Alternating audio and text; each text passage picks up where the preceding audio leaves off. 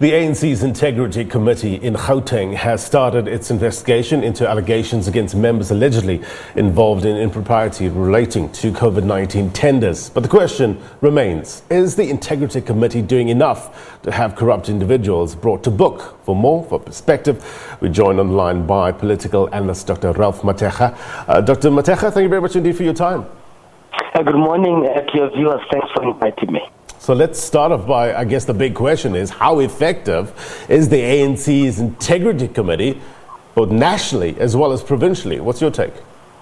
From where I stand, it is quite difficult to take the ANC Integrity Committee very seriously, in the sense that it is part of the internal processes of the party.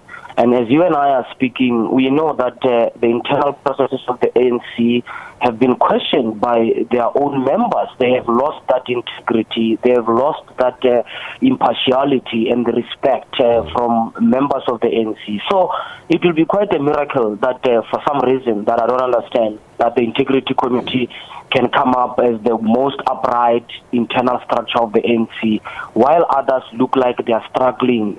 Genuinely so, they are struggling. So the problem here is that consistency. The Integrity Committee, the biggest question it is dealing with is consistency when it comes to dealing with the cases, and also even going far back. Some will say that there are people who should have long being hauled to the Integrity Commission, but that has not happened. That is why those who are meeting consequences today keep on asking, why now? Why them? Are they being victimized and so forth? Well, what do you make of the latest decisions? You have this call now for Boise Maneli and Mapefo Letsia to step down. What do you make of this decision? I find it a very carefully crafted decision, very strategic when you start looking at the position of the ANC, and when you start looking at perhaps some of the strategic intent. I mean, you have two people who have been done away with, or who they are saying that they need to step down because of the VPS matter.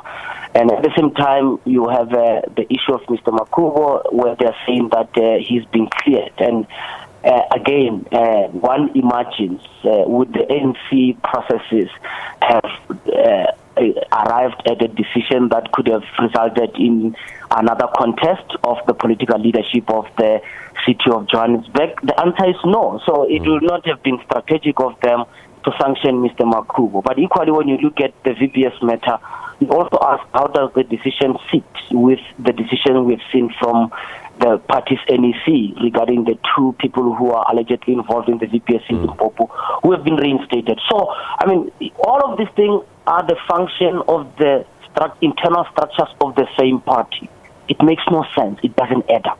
But does it set a precedence for other officials in similar positions?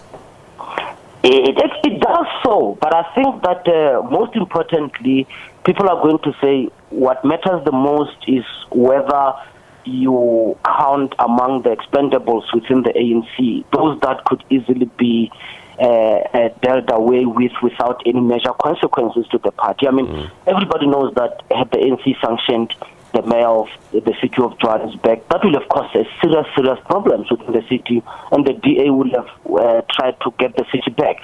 So the question is it about managing? Is it about really integrity here? Is it about really going for it irrespective of the political consequences?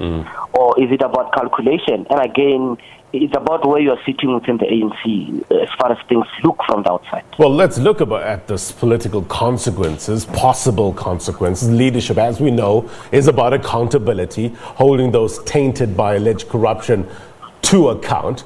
Put into perspective, Dr. Mathekga, and context the ANC's track record in this regard, and how is it likely to affect the party going into the 2021 local government elections?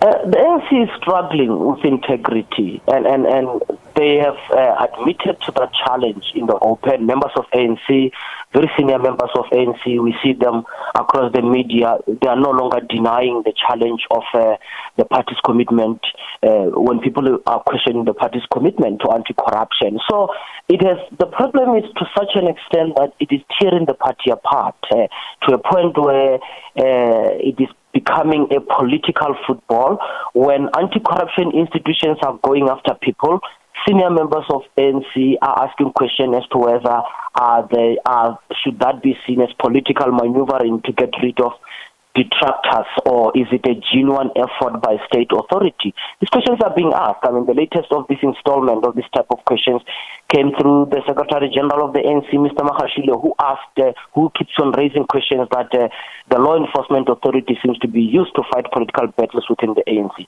This just shows how the ANC's inability to manage itself as a party internally has infested the nation to a point where one can say the ANC just cannot help itself. Perhaps South Africans can spare a moment to help the ANC, but I don't think the party can help itself. We shall wait and see. Appreciate your insights, sir. We'll have to leave it there. Political analyst Dr. Ralph Mathekga, thank you very much indeed for your time. Thank you so much.